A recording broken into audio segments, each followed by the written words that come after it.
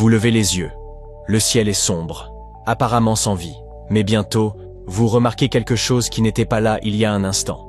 Une lumière étrange, presque invisible, illumine l'espace, obscur jusqu'alors. Il est trop tard pour fuir. Vous êtes à la fois chanceux et malchanceux. Vous venez d'être témoin de l'éveil d'un trou noir géant. Il sommeillait. Va-t-il vous engloutir et engloutir la planète? Il y a des trous noirs supermassifs, d'énormes objets spatiaux des millions de fois plus lourds que notre Soleil, au centre de la plupart des galaxies. Mais ils sont très difficiles à voir et à étudier. La plupart du temps, ils restent tranquilles et ne font pas grand-chose pendant super longtemps. Et c'était exactement ce que faisait ce trou noir gigantesque endormi au cœur d'une galaxie lointaine. Cette galaxie se trouve à 300 millions d'années-lumière de nous dans la constellation de la Vierge. Pendant de nombreuses années, ce trou noir ne faisait rien pour se faire remarquer. Il était calme et se reposait. Mais fin 2019, quelque chose d'étrange s'est produit. La galaxie est soudainement devenue beaucoup plus lumineuse. Elle a commencé à émettre de puissants rayons X, un phénomène que les scientifiques n'avaient pas observé auparavant à cet endroit. Cela a surpris les astronomes, qui ont donc commencé à l'observer de près. Après quelques années d'études, ils ont conclu que le trou noir s'était probablement réveillé et était devenu actif. Le centre de cette galaxie est vraiment lumineux. Cela pourrait signifier que notre trou noir attire de la matière et produit beaucoup d'énergie. Les astronomes ont même donné un surnom amusant à cet objet, Ansky. Et le plus fascinant dans tout ça, c'est que c'est la toute première fois que nous observons en temps réel l'éveil d'un trou noir supermassif. Les scientifiques de l'Observatoire européen austral en Allemagne ont été les premiers à remarquer qu'il y avait là quelque chose d'étrange. Ils ont utilisé des télescopes spatiaux sophistiqués, le Swift de la NASA et un autre appelé Rosita, pour rechercher des rayons X provenant d'Ansky.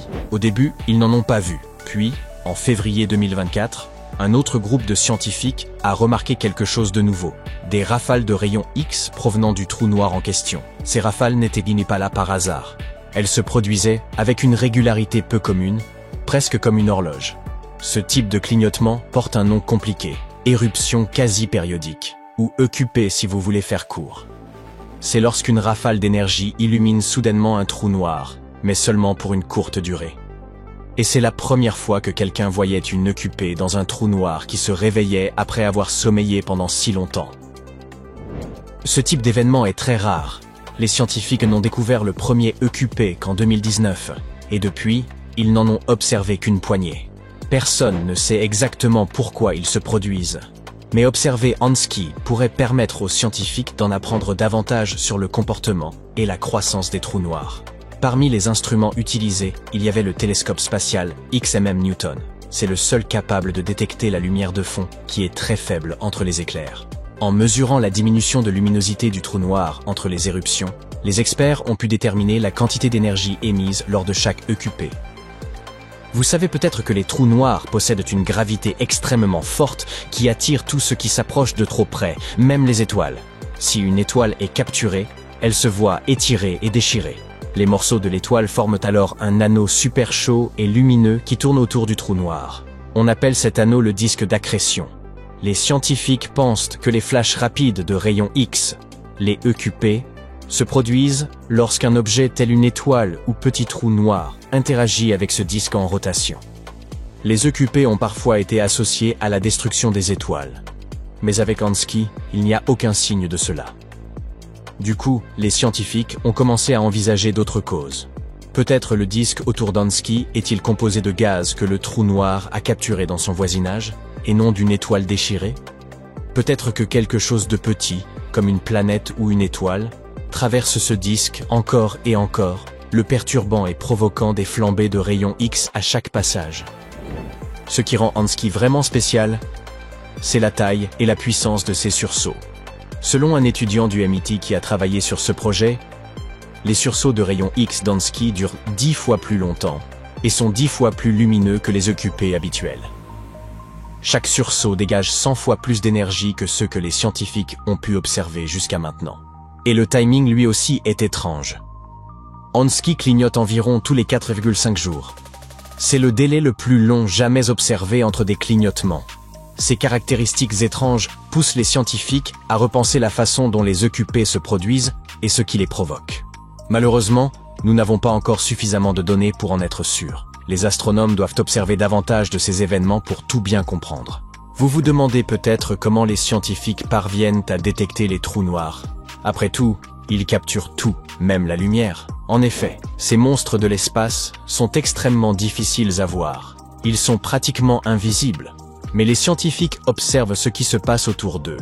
Il peut s'agir de gaz et de poussière flottant quelque part dans l'espace. Le fait est que les trous noirs possèdent souvent autour d'eux un anneau tournant et lumineux de gaz et de poussière. Cet anneau devient extrêmement chaud et émet des rayons X et d'autres formes de lumière, et c'est ça que les télescopes peuvent détecter. Il peut aussi s'agir d'étoiles en mouvement. Les trous noirs massifs, comme celui qui repose au centre de notre galaxie, la Voie lactée, ont une gravité si forte qu'ils font orbiter des étoiles autour d'eux. Les scientifiques ont observé ces étoiles se déplacer d'une manière très particulière et ont prouvé qu'il y avait un trou noir géant caché là-bas. Cette découverte a été récompensée par un prix Nobel en 2020. Les chercheurs sont également à l'affût d'ondulations dans l'espace. En effet, lorsque des objets aussi grands que des trous noirs se déplacent ou entrent en collision, ils émettent des ondes gravitationnelles. Les scientifiques ont construit des instruments capables de détecter ces ondulations afin d'en apprendre davantage sur les trous noirs. Et enfin, il y a la déflexion de la lumière. Les trous noirs ont une gravité si intense qu'ils peuvent courber la lumière des étoiles, situées derrière eux, un peu comme une loupe cosmique. Cette astuce, appelée lentille gravitationnelle, permet aux scientifiques de trouver des trous noirs qui, autrement, resteraient invisibles. Vous devez garder à l'esprit que, contrairement à certains stéréotypes, les trous noirs ne sont pas des trous de verre, ces tunnels magiques qui vous emmènent d'un endroit à un autre de l'univers ou dans des mondes parallèles. Une fois à l'intérieur, il n'y a aucun moyen d'en sortir ou d'atteindre l'autre côté. Les trous noirs ne sont pas non plus les aspirateurs de l'espace. Ils ne se déplacent pas en avalant tout ce qui s'approche d'eux. Si vous vous tenez loin d'eux, leur gravité a le même effet que tout autre objet possédant la même masse. Le trou noir le plus proche de la Terre s'appelle Gaïa BH1. Il se trouve à environ 1500 années-lumière. Quant au trou noir le plus lointain que nous connaissons, il se trouve au centre d'une galaxie située à 13 milliards d'années-lumière. Le plus grand trou noir que nous ayons observé s'appelle TORN 618. Il est 66 milliards de fois plus lourd que le Soleil. Et le plus petit trou noir est seulement 3,8 fois plus lourd que notre Soleil et se trouve à côté d'une étoile. À propos, tous les trous noirs tournent et tournent très rapidement. Le plus rapide tourne plus de 1000 fois par seconde. En outre, les grands trous noirs au centre des galaxies peuvent éjecter des particules à des vitesses extrêmement élevées, presque aussi rapides que la lumière. Lorsqu'un objet tombe dans un trou noir, il se voit aussitôt spaghettifié. Il est étiré dans l'espace comme une nouille par la gravité immensément puissante du trou noir. Et puisqu'on parle de gravité, si notre Soleil était remplacé par un trou noir de masse identique, la Terre et les autres planètes continueraient à orbiter de la même manière. La gravité ne changerait pas tout simplement parce qu'il s'agit d'un trou noir. Les scientifiques ont découvert deux types principaux de trous noirs. Les premiers portent le nom de trous noirs de masse stellaire, et ils sont généralement environ 5 à 50 fois plus lourds que notre Soleil. Le second type est constitué des trous noirs supermassifs, qui sont incroyablement énormes. Certains sont 1000 fois, voire plusieurs milliards de fois plus lourds que le Soleil. Il pourrait également exister des trous noirs de taille moyenne, d'un type intermédiaire, mais personne n'en a encore trouvé de manière certaine. Les trous noirs de masse stellaire peuvent se former lorsque deux étoiles à neutrons entrent en collision.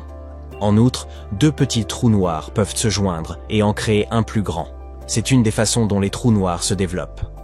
Mais les trous noirs supermassifs restent un grand mystère. Les scientifiques ne savent pas exactement comment l'univers crée des objets si gigantesques.